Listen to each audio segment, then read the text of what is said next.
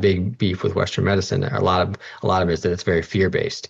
You take this testing and then you say, oh, look at this. If you don't do this, you're going to die. If you don't take this medication, you don't do this procedure, you're going to die, which is not true. I know people with CAC scores over 3,000, which over 300 is is really high risk. And I know people with CAC scores of over 3,000 who have never had a heart attack, never had heart disease symptoms because their bodies figured it out. And my CAC score was 0. And guess what happened to me? That's the thing I see. People are like, oh, my CAC score is 0. I'm fine. Everything's fine. I'm like, well. Yeah. But see, the thing is that the plaque is not what causes heart attacks. And that's what we're doing. We're trying to image the plaque. And if we see the plaque, or we do a heart cath and we image the plaque and we look in there and we see this blockage, we place stents, we're trying to image the plaque and treat it. And we treat it with elective stents or with bypass surgeries and things like that. And guess what? Those procedures are not preventing heart attacks. Why? Because the plaque is not what causes heart attacks. Both mainstream and holistic medicine are myopically focused on food when it comes to the prevention and progression of heart disease. Today's guest, Dr. Stephen Hussey, and I are going to talk beyond food. What's really important? Is saturated fat the villain? Is cholesterol the villain? Is having a high CAC score really the biggest indicator of whether or not you will have a heart attack? There is so much more to the story beyond just food. So I'm so excited for you to listen to today's episode and meet Dr. Stephen Hussey. He is a friend and returning guest. We've done several episodes together. And if you are interested in learning more from him, he now has a 12-week intensive that you can join. I will put the link to his website down in the show notes for you. But there is so much more to this conversation around heart disease that needs to be talked about. So I hope that you enjoy this episode. And if you or a loved one is someone who's struggling with this issue, I hope that you will share this episode far and wide so we can really, really open up the conversation beyond just diet and fighting about studies, which are potentially funded by people who might not have your best interests at heart. Enjoy today's episode. Welcome to the Evolving Wellness Podcast, where circadian biology and quantum biology meet nutrition, lifestyle, hormones, health, and everyday conversations. I'm your host, Sarah, board certified in applied quantum biology by the American Naturopathic Medical Board and certified in nutrition by the National Academy of Sports Medicine. This is just a quick little reminder that you'll never hear a guest on this podcast whose every stance I agree with. And that's the point. These are conversations and not consultations. The information shared here is for information and educational purposes only and is not a substitute for medical advice, diagnosis, or treatment. Always seek the guidance of a qualified, trusted professional for all of your personal health needs. If you want more of my content, including my free long-form articles with citations, free ebooks, membership group with more access to me and my circadian app that helps you integrate light into your life seamlessly, make sure to visit www.sarahkleinerwellness.com. Thank you so much for listening and enjoy the podcast. Hello, everyone. Welcome back to the podcast. I am excited to have a friend and repeat guest, Dr. Hussey, here today. We're going to talk about all things cholesterol, CAC scores, plaque, arteries. We'll just see where the conversation goes. But thanks for making the time to come on today. Yeah, thanks for having me. Yeah, it's we finally got to meet in person. We've known each other since 2019, I guess. We were both kind of in the Carnivore thing and got to meet in June of this year, finally in person. So yeah. Yeah, it was good. It's good to meet you in person. It's good to meet these people in person and find out that they're real people, Exactly. Yeah, it is. It's not just this persona on the screen. Yeah, sure. Yeah. We had the dinner in the creek and got to hang out a little bit. So that was really cool. Yeah, that was super cool. Yeah. Well, before we hit record, I was kind of chatting with you about, what topics are people coming to you with the most? And you said essentially high CAC scores, people worried about plaque in the arteries, cholesterol, high cholesterol. And so I think just maybe let's just start with your story if people are not familiar with you, because I think it establishes you to be someone that can talk about these things. So where do we start? Yeah. I mean, going way back, I mean, I've always had like, various chronic conditions as a kid. I had asthma and allergies, and I used to break out in hives, had IBS, all these things. So I was kind of thrown into this health space like that, which like most people are, we're all thrown into that health space because of our experiences. Um, but through that process and through learning, eventually that I could change the way I live my life and have a direct impact on those things and get rid of most of those things, it sent me down this path of being passionate about health and lifestyle and those types of things. So I've always kind of been that way, and I spent my entire adult life kind of researching the best ways to live, lifestyle, environment, that kind of stuff that creates health, and always been somewhat skeptical of medicine as far as like I want to minimize my use of that. And try and not need it at all, and definitely not create emergencies and things like that. So that's always kind of been me. But I was diagnosed with type 1 diabetes at age 9, which I learned throughout my upbringing and going to various endocrinologists and things that heavily predisposed me to heart disease. So I've always kind of been interested in it, and always tried to live a pretty healthy life. But I was, especially like in college when I was poor, like diet and lifestyle was what I could control for the most part. Not even diet, as well as I'd like to be. But that's kind of what I controlled, and that's what I'd used, and it kept me like healthy and fit, so to speak. But I've learned a lot since that it's not necessarily enough to pay attention to just those two aspects of my environment and not everything else. Yeah. And that's the thing that I help clients with today is make them aware of all the things in our environment that are contributing to poor health, because if you're not aware of them, you can't do anything about it. So yeah, I've always been kind of health conscious. And so it was an extreme shock to me that at the age of 34, I had a widowmaker heart attack with no signs or symptoms previous, no diagnosed heart disease, no like external symptoms or anything. I had a CAC score done 6 months prior to this that was 0, which technically puts me at very low risk, but I'm sure we'll talk about what CAC scores actually mean and everything later. So yeah, just kind of out of the blue, very shocking. And I can explain it, at least theories as to why it happened, as far as what my environment looked like at the time and things that I was going through at the time. I can theorize as to why it happened. And there's 2 different mechanisms of heart attacks, which, as far as I know, Western medicine doesn't even acknowledge one of them. So how are you supposed to prevent something you don't even acknowledge? Yeah. And so, and I'm not sure which one, caused mine, but we can talk about that too. It's kind of fun for me to go through that kind of stuff and people recognize the 2 different pathways of heart attack. So yeah, I had this heart attack and it left me pretty demoralized, pretty full of self-doubt, I guess. Yeah. But my experience in the hospital definitely reinvigorated me. I was in there for 3 days, and it was just cookie cutter treatment plan of all these medications, and I was supposed to be on 5 medications the rest of my life, and not entertaining my questions, no curiosity, and shut down a conversation, all these different things. And so that, in those 3 days, I was like, okay, this is not going to work. I'm definitely not doing this, and I investigated further. So I went home and did my own heart healing routine.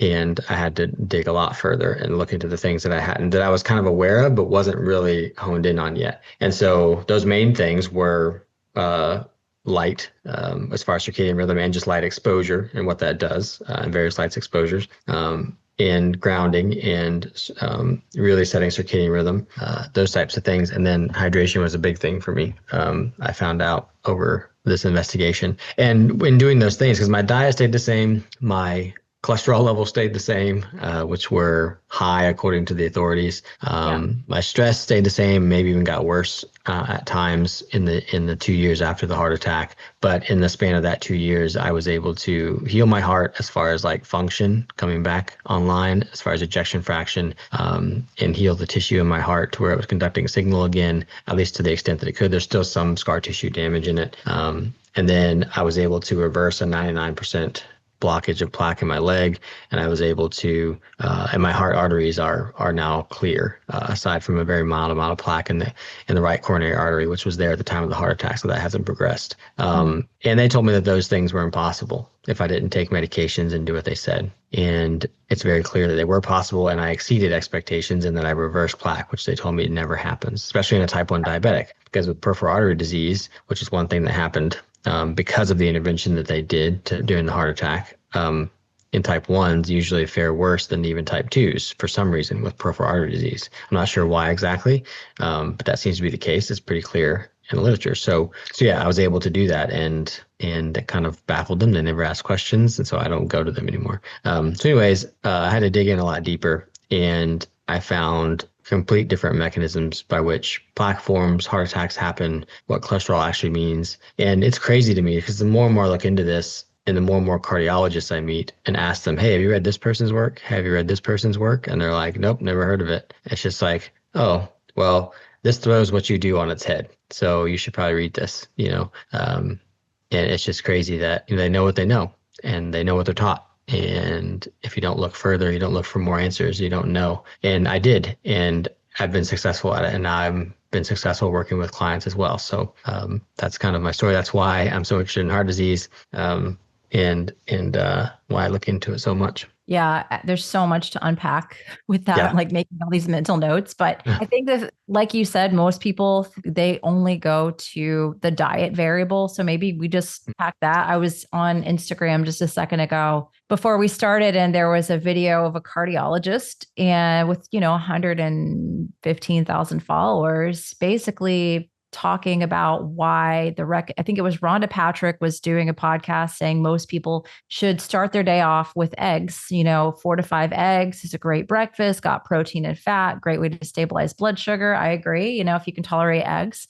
But this was a cardiologist who was like, this is the worst, most dangerous health advice I've ever heard. Eating 1 egg a day even is dangerous and can just wreck your cholesterol and is putting you at risk for cardiovascular disease and da, da, da. So you mentioned you haven't really changed your diet that much, because I know you were like primarily carnivore before the heart attack, and you're not what we would call carnivore. You eat like a seasonal diet, but I saw you at dinner. I was eating all the things at our Creekside dinner. I was like, oh, I'll try the dessert. I'll try that. You were kind of like, oh, I'm going to fast. I don't really eat all the, like you still are very meat based with maybe some seasonal food in there. So you didn't dramatically make diet changes to go vegetarian or vegan or anything like that after your heart attack, correct? Correct. Yeah, I stayed pretty animal based, and that's largely because of type 1. It's just easier for me to manage blood sugars being a relatively low carb. Doesn't mean I don't have carbohydrates or plants, but it's just easier for me to manage that. So, but yeah, in general, I'm just like, yeah, eat whole foods, eat in season. Like I'm not too concerned about that as far as recommendations for others. As long as you're creating metabolic health, which any whole food diet generally is going to do that, as long as you get the light right. Yeah.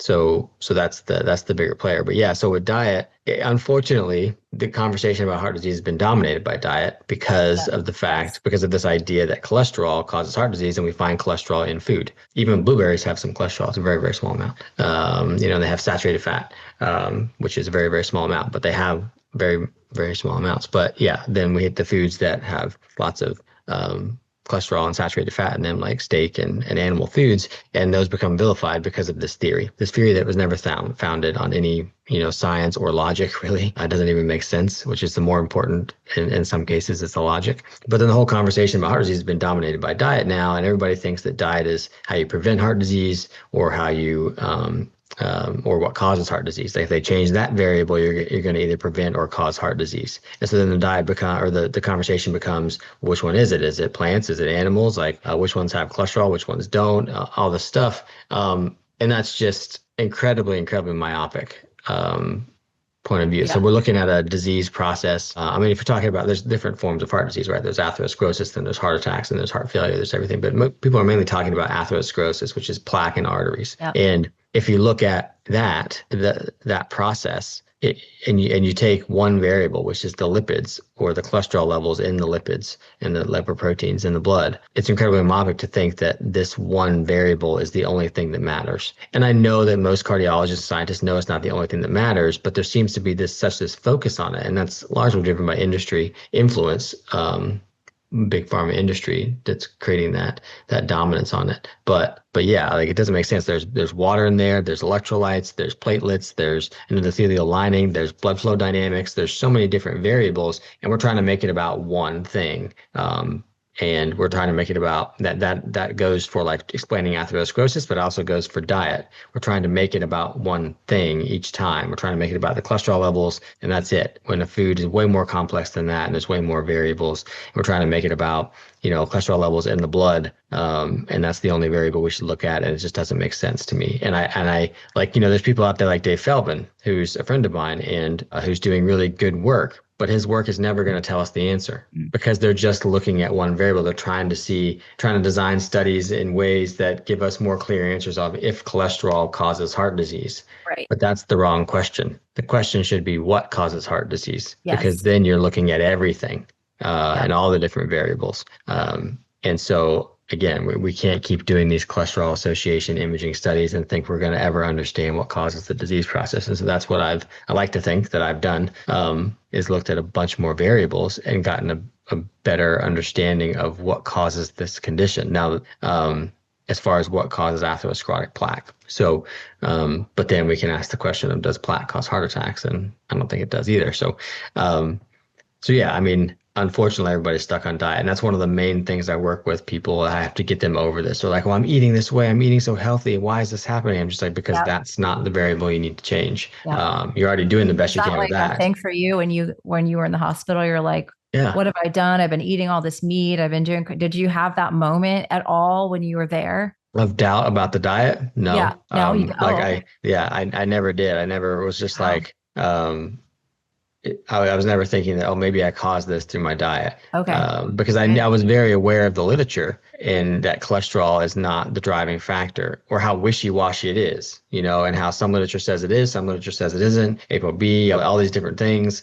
And then you got to look at the funding and who funded that study and how it was designed and there's all of this stuff that you can get into. And I was very aware of that, and also very aware philosophically that type of research is never going to tell us the answer. So, but clearly I missed something. Right. And there was something about my environment that I didn't get right. So that's what I had to investigate. But I knew it wasn't that, which was annoying that they kept telling me that, because I was like, guys, I'm looking for different answers. And it was just a broken record, Yeah. And at that point though, on Carnivore, like my cholesterol went up a little bit at first. But at that point, it was not super elevated. It wasn't until later, after the heart attack, that I really hit like lean mass hyperresponder type levels. Like in the talk I gave, where at the conference we met at, where like there was one level where it was 500. My total cholesterol has been 500 before, because of the way that I'm eating lower carbohydrate. And then certain times of the year, it'll probably come down, but I don't really test it enough. I'm not into like constant tracking of everything. Yeah. But I would probably see it come down at certain times of the year when I'm eating more carbohydrates. But I don't know. But that's the other thing about this testing. It's like it's one snapshot in time. People are like, my cholesterol is high. And I'm like, it was when you took it. It's probably changed a million times since then. So yeah. My husband took his cholesterol, I think, after he had just eaten a big meal, and it was like crazy high. And he totally flipped out. I'm like, go test it fasted like tomorrow. And then it was completely normal the next day, within quote unquote normal range. I'm like, see, you can't, it's a snapshot in time. And then there's so much that's going to impact what that looks like. And when I was carnivore, I think my cholesterol was never an issue. My doctor was like, well, you should consider a statin, because my cholesterol total was like 220. I think my triglycerides were 36. And she was like, oh, wow, this is way too high. You go on a statin. I'm like, incorrect. Yeah. Well, there's associational studies, that just associations, that show that the total cholesterol levels associated with the least mortality from anything are 200 to 250,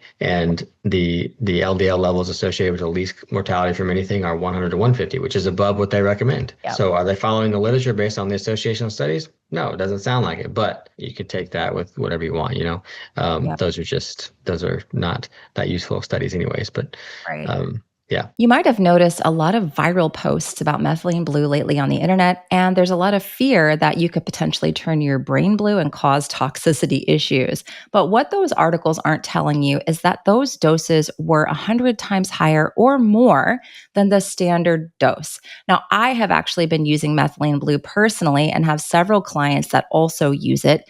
And when I choose my methylene blue, I choose Transcriptions because it is a physician-led company. They actually had for physicians that have used their real world clinical experience to develop extremely effective health optimization solutions. It's pharmaceutical grade quality because Transcription sources high quality ingredients globally, subjecting each to rigorous testing to ensure unparalleled purity and potency. It's easy to dose. These buccal troches are actually scored, so you can divide them down into a tiny little dose to try it out. I use it for mitochondrial optimization when I've had a night of poor sleep or if I am flying. If you want to try out the brand that I use and trust, go to troscriptions.com/Sarah K for 10% off of your first order. That's TROSCRIPTIONS.com/Sarah K for 10% off of your first order. Yeah, it's just, it seems like the talk still online, I feel like we have a really long way to go, is all food and eggs are going to kill you and meat's going to kill you. If you have a heart problem, you have to go on a Mediterranean diet and stay away from red meat and saturated fat. And that's the overall message that's out there. Stick to the grains. And like you said, there's so much that people are missing. So just to ask the question, when you look at what you do think contributed, because obviously there's no way we can know for sure what caused a heart attack, but what was it? I don't know if we've ever talked about this before in your environment that you think was the biggest contributor, if it wasn't stress and it wasn't diet. Well, I think stress was one contributor. But I think, so on Carnivore, I was suffering from dehydration, not because of the diet necessarily, but because I convinced myself to drink when you're thirsty. And that was like almost never for me. So I was having like a cup of bone broth a day. And I was dealing with constipation at the time. And I was like, okay, this is my body telling me this is not okay. And I just hadn't done anything about it yet. But I think that was a big issue because if you don't have enough fluid in the hydraulic system, it's going to be sludgy. It's going to be slow moving, which clotting is more likely to happen.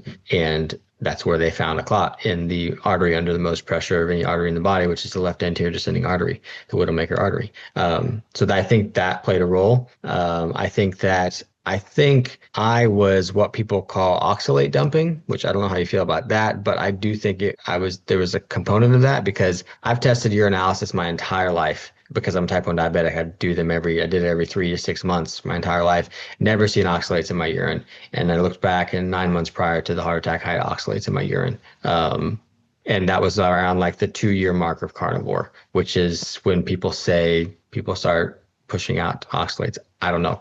But it could have been a contributor, just kind of this inflammatory thing that was happening. But I think the biggest thing was probably, I mean, I was going through a time of stress as far as like, and everybody was at this time because it was during COVID and there were things happening in COVID that I disagreed with. And I got caught up in like election and COVID and stuff for the first time in my life. I've never really paid attention to those things, but I did because it was surrounded by health. And I was like, oh, this is relevant, to me. And I was interested in it. So I got caught up in all that. So that was stressful. But then there were two things that I think like were kind of like the straw that broke the camel's back. One is that a day and a half before the heart attack, so this was Sunday night, I got very stressful news about a close family member that nobody in my family, we couldn't resolve it. It wasn't just the news, it was the fact that we couldn't do anything to get to this person to help them because they were in another country and it was during COVID and it wasn't good. So we were just sitting around waiting, hoping they were going to be okay.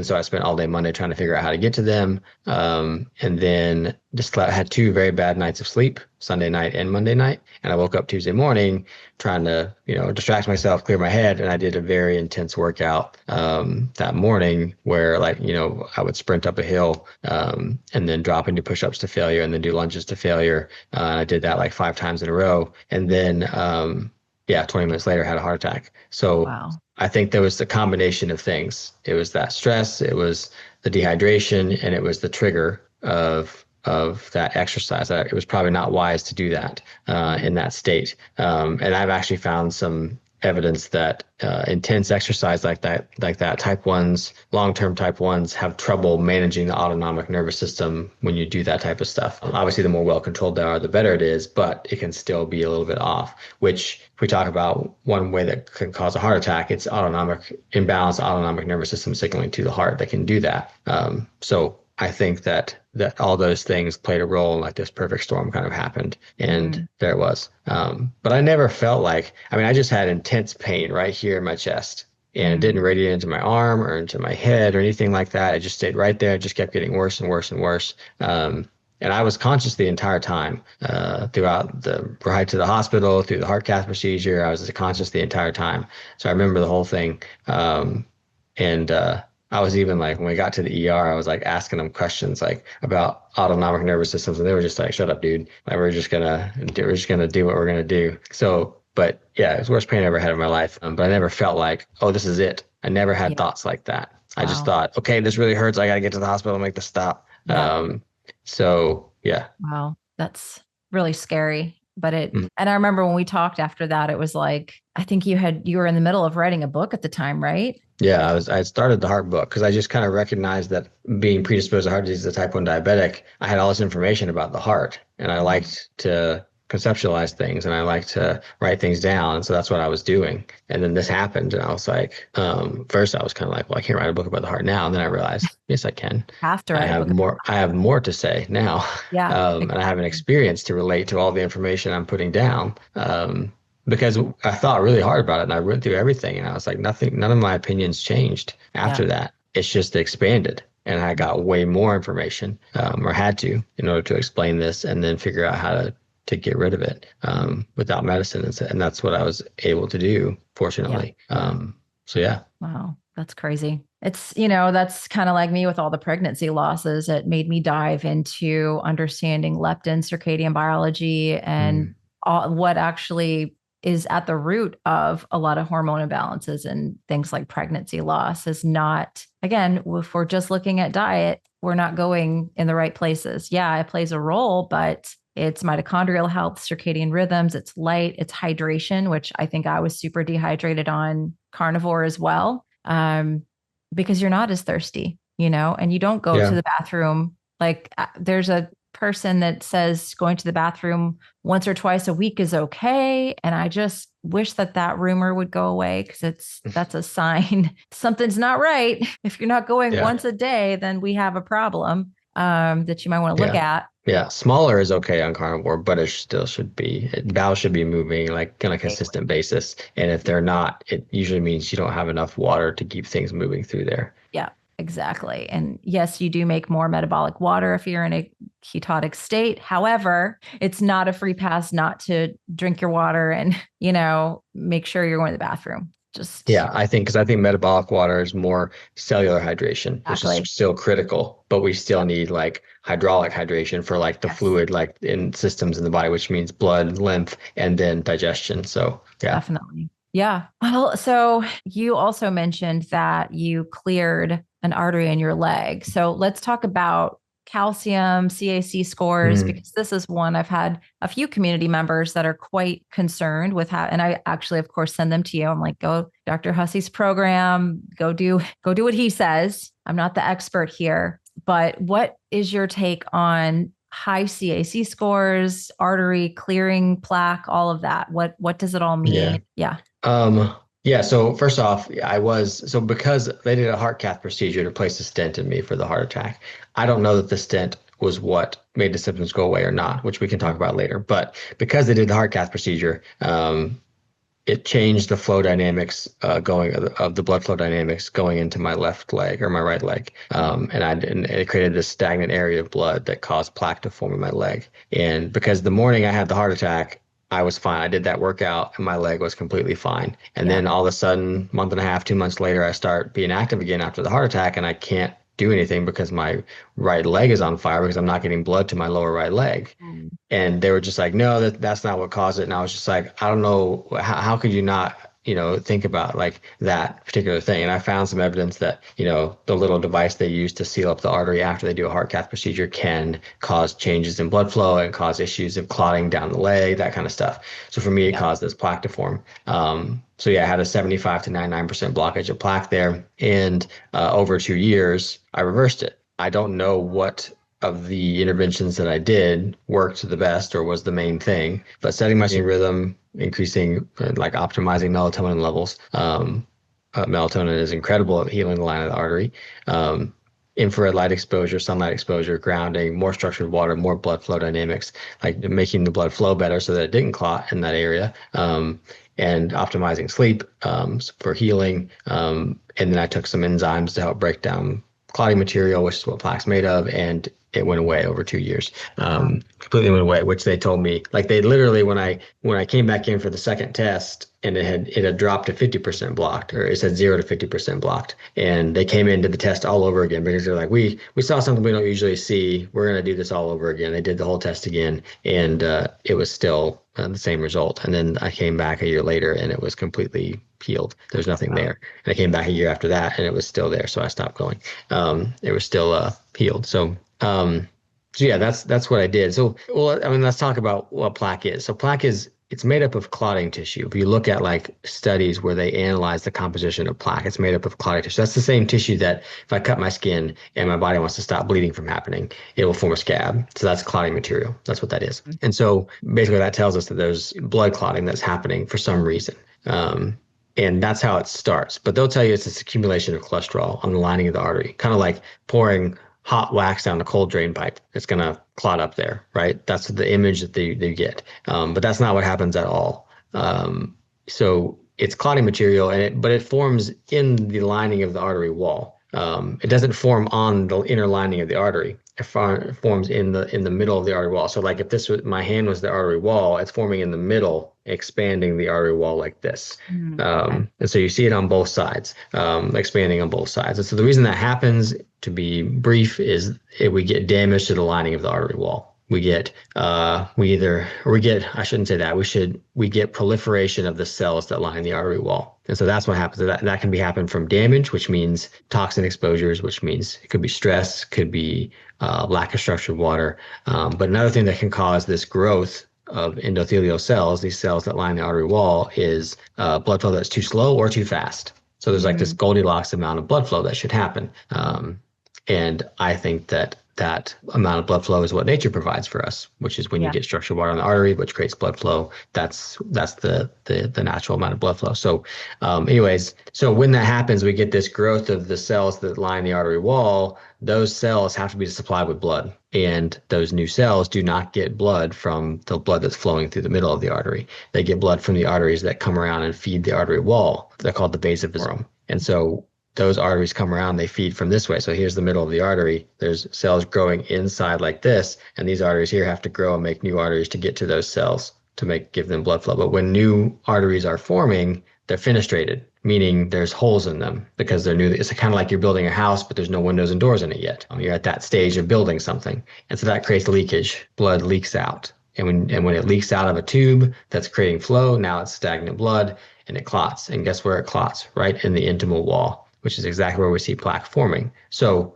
and then that can grow, like that clotting material can grow. And this is more likely to happen if you're type 2 diabetic, which is like the number one risk factor for plaque, because growth and repair of blood vessels happens through insulin signaling. If you're insulin resistant, you don't get that signaling, and those blood vessels stay fenestrated or wholly for longer. So you get more leakage, you get more plaque formation. And so that's where plaque forms, is in that artery wall. And so then this plaque can continue to grow. And at first it's just like soft plaque, so to say. It's just this clotting tissue. And then if it stays there long enough and the body isn't able to break it down and whatever, it can calcify it. It deposits calcium in it. And that's where you get this CAC score number. So you can, now they're doing these CT scans. So a CT scan is mainly looking at like hard tissues, but you can get signs of what soft tissues are doing as well. But it's really good for looking at hard tissues. And so calcified plaque can show up very well on a CAC score because it's hard tissue, and you get this number based on how much calcified plaque there is in the arteries of your heart. But it doesn't tell you anything about soft plaque.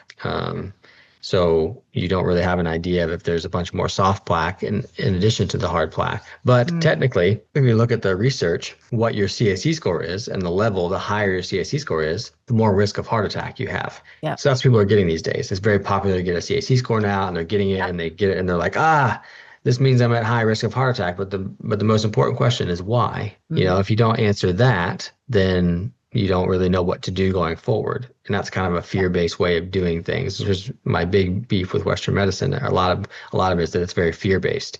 You take this testing and then you say, oh, look at this. If you don't do this, you're going to die. If you don't take this medication, don't do this procedure, you're going to die, Right. which is not true. I know people Right. with CAC scores over 3,000, which Mm. over 300 is is really high risk. And Yeah. I know people with CAC scores of over 3,000 who have never had a heart attack, never had heart disease symptoms because their bodies figured it out. And If my you're CAC score was 0. And guess what happened to me? That's the thing I see. People are like, "Oh, my CAC score is 0. I'm fine. Everything's fine." I'm like, "Well, Yeah, but see, the thing is that the plaque is not what causes heart attacks, and that's what we're doing. We're trying to image the plaque, and if we see the plaque, or we do a heart cath and we image the plaque, and we look in there and we see this blockage, we place stents. We're trying to image the plaque and treat it, and we treat it with elective stents or with bypass surgeries and things like that. And guess what? Those procedures are not preventing heart attacks. Why? Because the plaque is not what causes heart attacks. The and risk your created heart by a can high build CAC score. your heart has ways of building like vessels around the ones that have the plaque in them, right?" Right, yeah. And that's Yeah. that's why those procedures don't prevent heart attacks because your body always takes care of it. I'll be honest, this last year, I've definitely noticed some signs of aging as I am 46 in June, and I'm always looking for natural, holistic ways to support my body. I've been a big fan of red light therapy for many years now, and recently started using the Bond Charge face mask to help my body produce its own collagen. Now, here's the thing that differentiates Bond Charge face mask from the rest of the ones on the market. It has specific wavelengths that are actually meant to target the skin and collagen production. It has been shown to reduce fine lines and wrinkles, and it is low EMF. So it's very safe to use. When you're actually going to have a device on your head, you want to make sure it is the lowest EMF possible.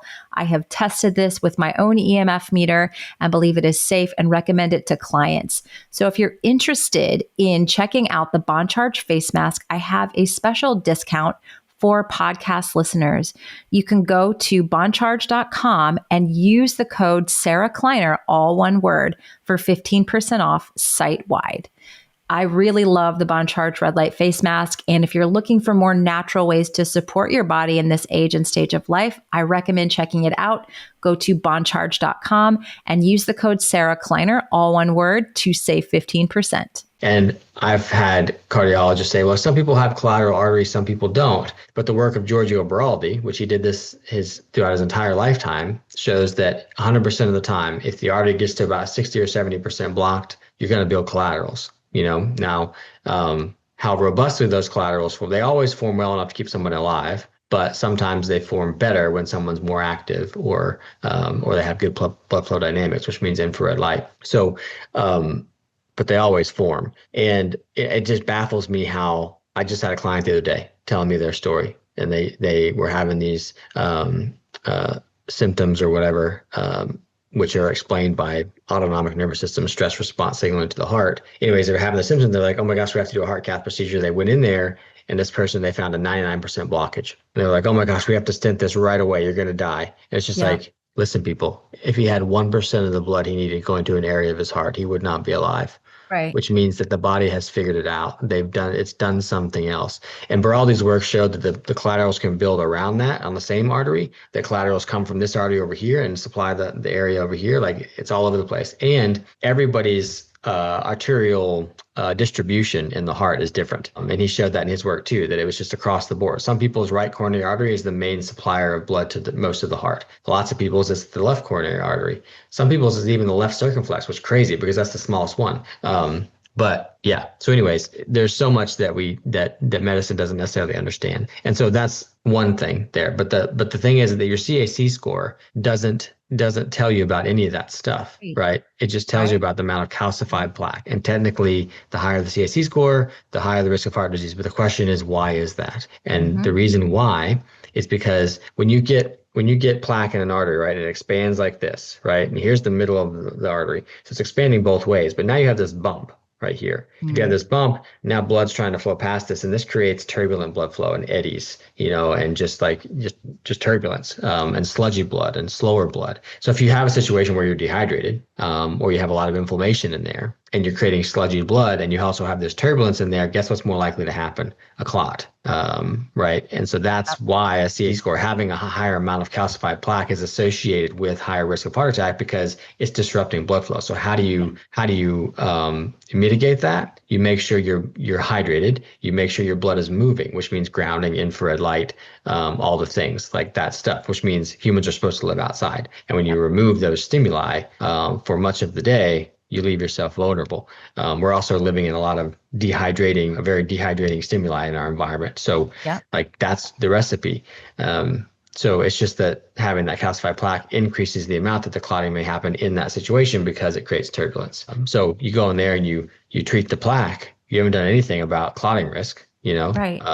So yeah, that's not going to really help, especially if the body's already built collateral. Let's say it's 70% narrow. The body's already built collateral arteries. If you go and you place a stent or you do a bypass, then the body's already done that. So that's not going to help anything. And there's a paper called The Myth of the Vulnerable Plaque, which is the other reason people think heart attacks happen, is this plaque rupture. So soft plaques are more dangerous, right? And the plaque rupture happens, but that's not what causes heart attacks either. This paper was written in 2015, and the authors review all the evidence for this plaque rupture theory of heart attacks, and they say plaque ruptures happen all the time, but they don't cause heart attacks. They're more like if you get like this plaque that's building like this, and then some of it ruptures out because it's so thin and it damages. It forms this thin cap atheroma that kind of creates more plaque, and it can create more stenosis, but it doesn't rupture and a whole clot forms and cause a heart attack. Well, not all the time. Their number was 0.06% of the time does a plaque rupture cause a heart attack based on their numbers. But they say that what we should really be focusing on, the paper says we should go away from this lesion-based treatment, this stenosis-based treatment, and we should be moving toward mitigating clotting factors. That's exactly what they say in the paper. That's the most important thing, is mitigating your risk of clotting. So yeah. Yeah. And you said you took a supplement. Was it serapeptase or was it the nattokinase that cleared out the plaque? Because I've had clients that go to see more of a standard cardiologist that have a higher CAC score, and they want to do a protocol with nattokinase, serapeptase, or a combo of both. And they've actually been told by cardiologists, don't do that because of this plaque rupture situation. They're like, oh no, because your CAC score is high. If you do, and this, of course, podcast is not medical advice for anyone, it's educational purposes only, but this was what these people were told about plaque and getting rid of plaque and using potentially a supplement like that to do it as an aid. So basically that's kind of BS, right? Yeah. I mean, there's a really good paper that came out recently showing 10,800 IU of nattokinase every day actually created plaque regression, which makes sense. It's an enzyme that breaks up fibrotic clotting tissue. It's not an enzyme that breaks up cholesterol, right? Because that's not what's there. It's clotting tissue that's there. Right. So I took serapeptase, which I wasn't as well versed in. I would have taken natto if I had been more aware of that there's more evidence for that. But they do the same thing. They're both enzymes that break down clotting tissue. And again, I don't know if that was the main thing, because I only took that for 1 year. And this reversal of plaque for me was over 2 years. So the reversal continued even after the first year of taking that. Yeah. So because I still think you can take that enzyme all you want. Yeah. I still think you have to create an environment where new plaque is not forming, which means creating blood flow, optimizing circadian rhythm, and all the stuff that does that, hydration. So yeah, but the thing is that people ask me about blood thinning all the time. I take this enzyme for blood thinning. It's not a blood thinner. Right. It's an enzyme that breaks down clotting tissue. So it's not going to stop clotting tissue from forming, but it can, if it's there when it does form, it can break it down quickly. So you could look at it as preventative in that sense. Or if you already have clotting tissue present, this plaque present, it could help with the breakdown of it. If you put your body in the right situation to allow for that breakdown, it could make it more readily happen. So it's not a blood thinner, it's an enzyme that breaks down clotting tissue. Blood thinners are things that interfere with the clotting cascade that happens in the blood. So whether that's, aspirin kind of interferes with it. And then also the pharmaceutical blood thinners like the Effeents and those types of things. Yeah. So and then there's my preferred way of thinning the blood, which is a biophysics way to thin the blood, because those ways, like the biochemical ones, you're going to prevent clotting when it needs to happen, because sometimes it does need to happen, which is why you get bleeding issues down the line if you continue to take those for long periods of time. Even like vitamin K2, I've seen that Because my husband was like so hell bent on his spinach smoothies for so long, and he would have those Mhm. every morning, which he's not anymore. But he cut himself, and it was like bleeding like insane. And Yeah. I'm like, God, dude, get off the freaking spinach smoothies, because your blood now, because you have those every single day. Not only are you flooding your body with oxalates, which if you're doing a smoothie, that's just not a good idea. Mhm. Um, but two, you need your blood to clot at this point. And I think even naturally, like if you're overdoing your greens, if you're taking vitamin K2 every single day, like that, yeah, naturally you can reduce clotting factor when it needs to happen sometimes. Yeah, and like that, it wouldn't be there. The mechanism wouldn't be there unless your Right, body needed it sometimes. Because right, there's going to be damage, there's going to be wear and tear. Then the body right. needs to be able to Fix it. stop bleeding while it can repair it, And the problem Right, comes when you can't repair it. So when right. clotting tissue happens and you can't repair it because your circadian rhythm is disrupted, you're not sleeping, or when you're insulin resistant because you're type 2 diabetic, or even well before you become type 2 diabetic, you Leptin can be insulin resistant. resistant, then you're Yeah. not healing. You're like growth and repair is insulin signaling, and circadian rhythm is, especially melatonin levels, are what create that healing at night. And if you're not doing those things, you get plaque formation, and it just sticks around, never heals. Yep. So my favorite way to thin the blood, so to speak, and prevent clotting is a biophysics one, because Rudolf Virchow told us back in 1856 that what creates clotting in veins and arteries is poor stagnant blood flow, damage to the lining of the artery, and when blood becomes too coagulated, too sticky, too viscous. And so if we prevent those things, then we have a much lower chance of a clot. And so how do we do that? We build structured water on the lining of the arteries, because structured water is what protects the arteries from artery damage. It's what keeps blood moving at that Goldilocks pace. And it's what keeps the blood thin, so to speak, from a biophysical perspective, because it creates a charge around all the elements of blood, and that charge keeps everything separated evenly rather than clumping together and becoming sticky. And so that's the main thing I think we should do to prevent clotting risk. And it makes sense that we've seen higher amounts of clotting when we've done three things. The kind of the recipe for why we have atherosclerosis, why we have clotting issues in the body, is that we've removed the thing that prevents the clotting, which is infrared light grounding, because we have a society that spends 93% of their time indoors out of those stimuli. When we remove that, we don't have the protection. Then we added the insults of all the toxin exposures and processed food diets and things like that. So we add all these things that without the protection now insult the lining of the artery and create dehydration and things. And then we interfere with the body's ability to heal the response once the response happens, which is the clotting tissue. If you have disrupted circadian rhythm and an epidemic of type 2 diabetes, we have a recipe for atherosclerosis. Low melatonin production because you're on your phone every night scrolling, trying Mm-hmm. to figure out your health, Yeah. ironically. Yeah. Yep. Yeah. And Yep. so then the plaque forms, and then Western medicine just measures the plaque and convinces you that it's going to kill you tomorrow and you have to take this medication, which, by the way, the medication recommended is statins, which has been shown to increase the amount of calcified plaque in your arteries. So, and it's also been shown to increase the risk of developing insulin resistance. So you're Yeah. literally Doesn't it causing the cut things that cause the thing they're GLP-1 trying to prevent. naturally in half? Did you see that recently where they showed that statins would cut your natural GLP-1 Yeah, essentially? yeah. So like everybody's like all the people that like can't lose weight and like or can't maintain insulin sensitivity. It's like my first question is, are you on a statin? Yeah. Because they don't ask that. Then they just say, okay, now you need the Mounjaro and the whatever, Right.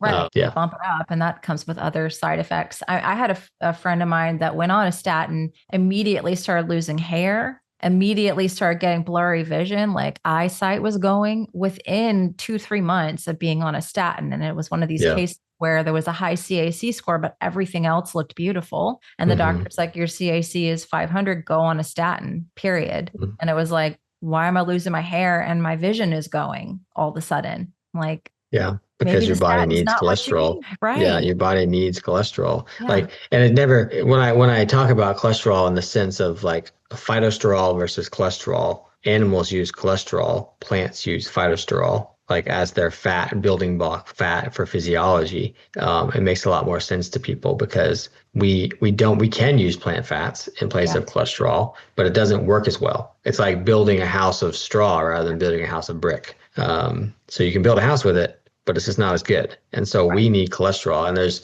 especially with red blood cells, there's very good evidence that when they have to use too much cholesterol, like vegetable oils, and which is the main source of them, where I guess where the overconsumption of phytosterols comes from is mainly that. then the red blood cells become rigid, because it's not the molecule they're supposed to use. They can use it, but it's not the one that makes them flexible. And so we need that flexibility for red blood cells to squeeze through capillaries and get through places that get tight, and so when you don't do that, when you increase the phytosterol content of a red blood cell, it becomes rigid, and that predisposes animal models to stroke, because when they become rigid like that, we get this places where they can't move. It can build up pressure and cause rupture of an artery. So yeah. Yeah, there's like, it's not black and white. This is so good. I'm even having aha moments here as well, because I think online you can just get so sucked into different conversations and it's so polarizing. And like you said, when you really look at the studies, is it a mechanistic study? Is it a RCT? Is it who funded it? People, you can't hang your hats on all these studies. They give us information, but it can be biased information. And our issue with heart disease in this country is not getting better. And I think the elements of, like you mentioned, infrared light, circadian rhythms, structured water, and these need to be considered. And it's not just about drinking structured water, because I think a lot of people might get that twisted. You're talking about supporting the body so it increases its own endogenous production along with proper hydration, right? Yeah. So there's semantics here as far as naming. Like, people say, how do I drink structured water? How do I get structured water? It's like structured water is a phenomenon that happens to water, right? So I would argue you can't drink structured water. You could drink water that holds energy and that is coherent, so that it's more likely to form structured water when it gets next to a biological surface when it gets inside you. Right. That's what you want to do. But then you want to put your body in an environment that creates the stimulus to build structured water, which was infrared light grounding. Yeah. It's basically anything that allows your body to gain electrons. You gain electrons, your body has to store it in some way, and it stores it via structured water. So that's a structured water building type of thing to do, and including the lining of the artery, which is where it's really important. But to your point on research, yes, I mean, the clinical trials have basically been hijacked by pharma. So they're really hard to trust. But I think that more important, everybody thinks the answer is going to come from research, and it's not going to. But we can look at research and we can see what it says. Like those studies I just talked about were plant fats versus animal fats, and rats predisposed to stroke. That's interesting, but you could poke holes in it, right? And you can say that, but it also, you have to think about it logically. You have to zoom out and say, does this make sense for human history? And it does. We never had a constant high source of phytosterol in our diets. It just wasn't there, like vegetable oils, and so then we were probably using mostly animal fat. So it makes sense historically, and it seems more logical. So we have to take in the context of human history, all this research, and realize that the process of doing research is fundamentally flawed, because it's trying to isolate variables, like one variable, and show if it does one thing or another. But that's not how physiology works. It does not happen one variable or one reaction or one mechanism at a time. It's multiple mechanisms all the time, which makes it impossible to predict, which means we're not supposed to understand it, which means that our best bet is to return our bodies to an environment that it knows, and let it do the work, and trust in that, which gets into like a more esoteric, maybe this is a knowing, or it's God, it's nature, it's love, it's those things. Those are the answer, right? And we've become so heady, we think that the answer is outside of us in this research over here, or this new product over here, and it's not there. It's really here. We've just lost touch with what it is here. We don't know how to know that for ourselves, which means we've lost touch with ourselves. And that's, I think that's part of understanding the heart and heart disease as well, is like, what are we walling off or building protection against? Like, I think there's always a deeper layer to these things with our health. I had to deal with tinnitus for a number of months due to various reasons I've talked about on other podcasts. But I asked myself, what do I not want to hear? What am I tuning out? What am I trying to tune out right now? It's gone. And I think I figured it out, what I was trying to tune out, and had to deal with that, so there's, not to sound too woo woo, but I think there's always another layer of like, what, why is my heart creating this, hardening or protection, from the world? Like, what's going on there? So we always get that invitation to look deeper. And I don't think you're going to find it in a PubMed article, honestly. at the end of the Yeah, day. probably not. But that's definitely very, very relevant to heart Yeah. health and whole body health. I mean, Yeah. but there's a reason that we associate the heart with so many emotions because it's an organ that allows us to interpret our emotions and is sensing our emotions, which is a whole nother side of heart health and heart disease that's more pertinent to like arrhythmias and heart failure and things like that.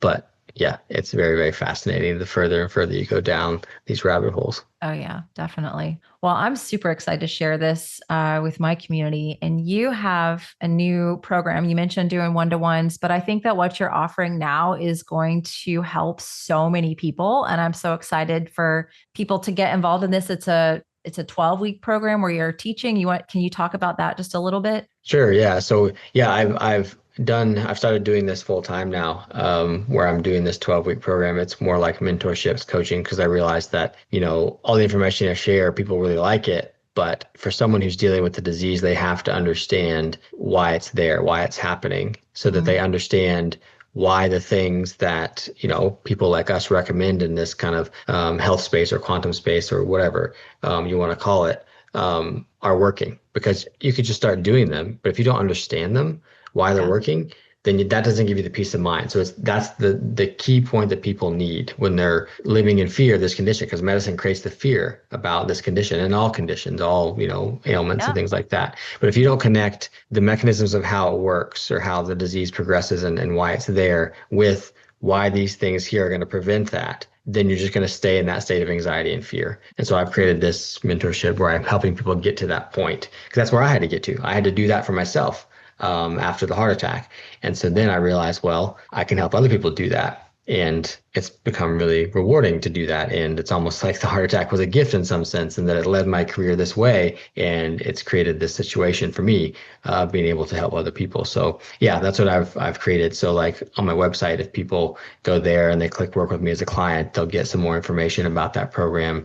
And they can book a call with me where I can tell them more about it and how it works, and get more about their story to see if they're a good fit for the program. And yeah, that's what I'm doing now. Amazing. I'm so excited. This is going to help so many people. And like I said, I can't wait to share this episode. I'll put the link to your website where they can go through that process. But if someone's driving or on the road right now and they just want to remember where to go to find the information, what's your website, your link, or how can people find you? Yeah, my website is resourceyourhealth.com. And if you just go to the top there, it says like a book and it says work with me as a client. You click right there and you'll find more information about the program. But you can also reach out to me on social media. Most of the time, if you comment heart on a post of mine, you'll get sent information about that program. And so that's how people can kind of find me and start working with me. Amazing. I'm so excited to share this. And thank you for your time. If you're new to Dr. Hussey, he's been on the podcast, I think 2 or 3 other times. If you enjoyed this and want to hear more, and I'm sure we'll chat again, but thank you so much for being here today and sharing all this super valuable information with my community.